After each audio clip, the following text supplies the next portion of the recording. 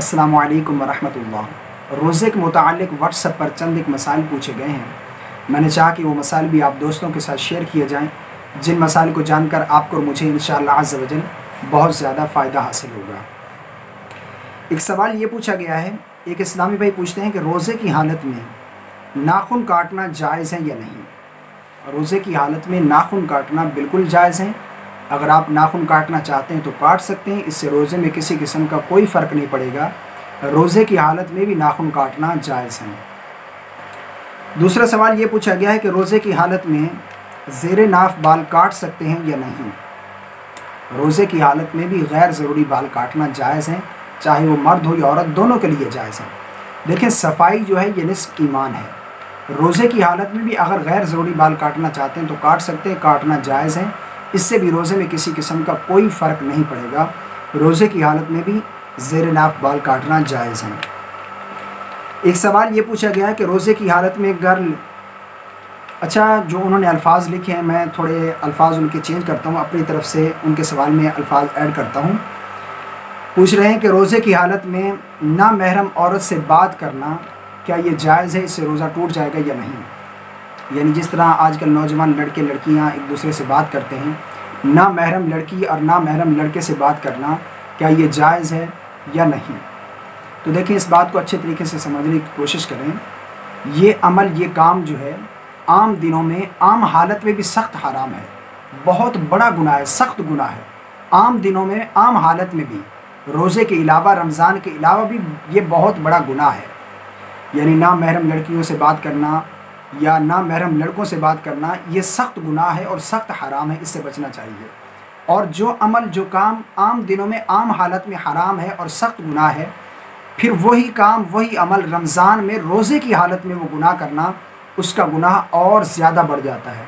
जिस तरह नेकियों का सवाब जो है रमज़ान में बढ़ जाता है, इसी तरह गुनाहों का गुनाह भी बढ़ जाता है। और जो शख्स रोज़ा रख कर गुनाह करता है, हज़रत अली मुर्तज़ा रज़ी अल्लाह तआला अन्हु से रिवायत है, आपका गुज़र एक कब्रिस्तान में से हुआ तो आपने उस कब्रिस्तान में एक कब्र को देखा कि जिसमें कब्र वाले को अज़ाब हो रहा था। तो मालूम किया तो पता चला कि ये शख्स रोज़ा भी रखता था, रोज़ा रखने के बावजूद भी गुनाह करता था। यानी रोज़ा तो रखता था लेकिन गुनाह नहीं छोड़ता था, गुनाहों में मुब्तला रहता था। तो फरमाया उसे कब्र में यह अज़ाब दिया गया कि उसकी कब्र को जहन्नम का गड्ढा बना दिया गया, उसकी कब्र को आग से जो है वो भर दिया गया। तो इसलिए रोज़ा रख कर रोज़े की हिफाजत करना ज़रूरी है।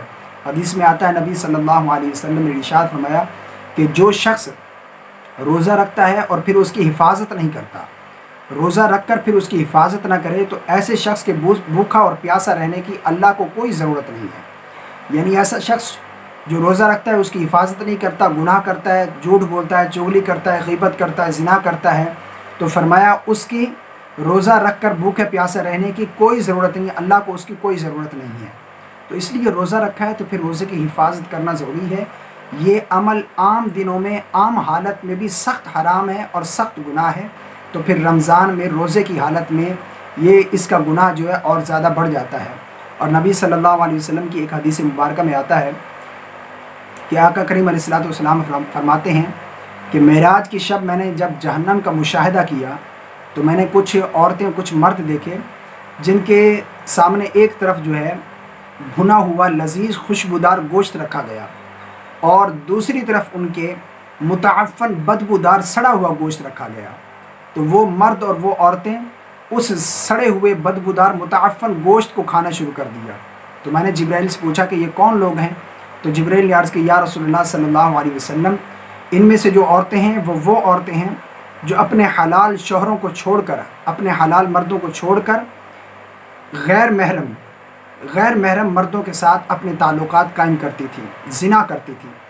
और इनमें से जो मर्द हैं वो मर्द हैं जो अपनी हलाल बीवियों को छोड़कर गैर महरम औरतों के साथ जो है रात गुजारते थे और उनके साथ ज़िना करते थे। यानी ज़ानिया औरत और ज़ानिया मर्द हैं जिन्हें ये अज़ाब दिया जा रहा है, वो बदबूदार मुताफ़न सड़ा हुआ गोश्त जो है जहन्नम में खा रहे थे।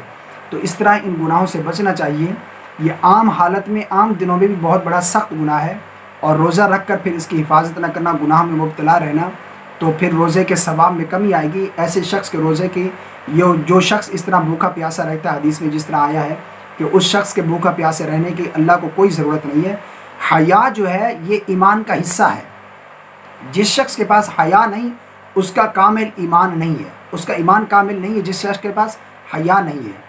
تو ان گناہوں سے بچنا چاہیے۔ دعا ہے کہ اللہ رب العالمین ہم سب کو سمجھ کی توفیق عطا فرمائے، اللہ ہمیں گناہوں سے بچنے کی توفیق عطا فرمائے، آمین۔ السلام علیکم ورحمۃ اللہ۔